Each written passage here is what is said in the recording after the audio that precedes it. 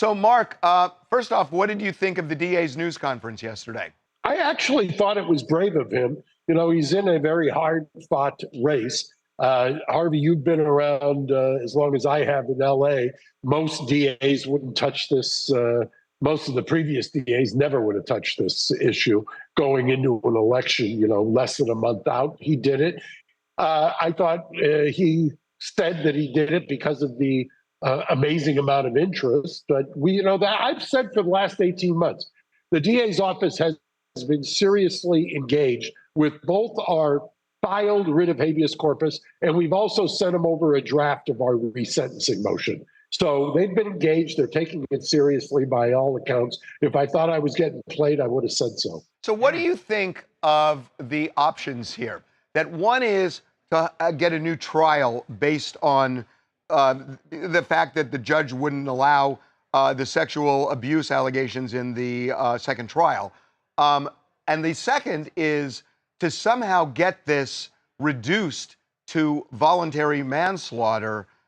Which is more likely to you? Because if I may, for me, it's weird to have a new trial because so many people have died, in the last 35 years who were involved. Ultimately, at the end of the day, the easiest solution here is, given all of the factors, given the fact that they've been in custody for knocking on the door 35 years, the law in California allows a judge in this situation to recall the sentence, bring back the murder sentence, on his own, reduce it to movolontary manslaughter, and to give them time served.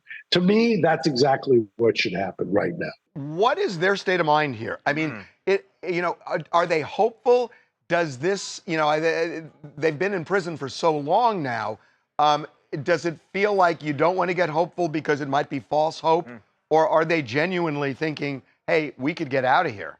I've counseled them, and they are on board with the ideas. You can't get too high, you can't get too low on these kinds of things. I will tell you that one of the things that's most impressive about them, they, since 2005, when they lost at the Ninth Circuit, have had no hope of ever getting out. So that's been roughly 17 years until we got involved, and Cliff Gardner got me involved, the renowned appellate attorney.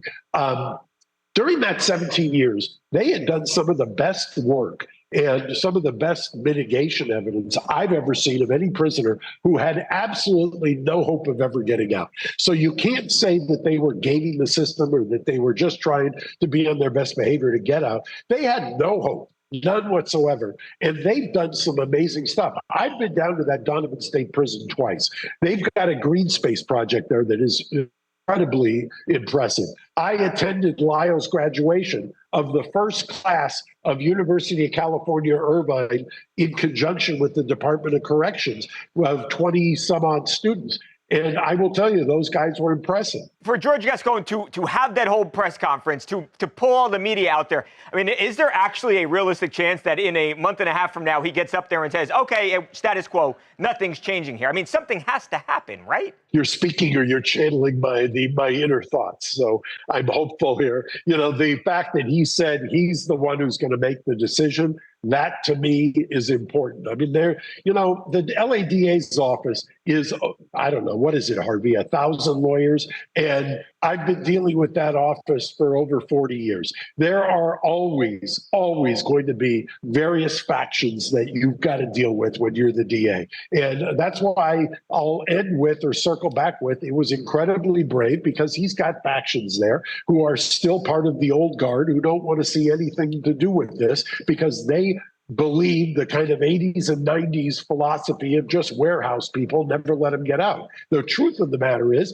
90% of the prisoners in the prison system are going to be let out at some point. So you better do something to get them equipped to assimilate. And that's exactly what the boys and the brothers are doing.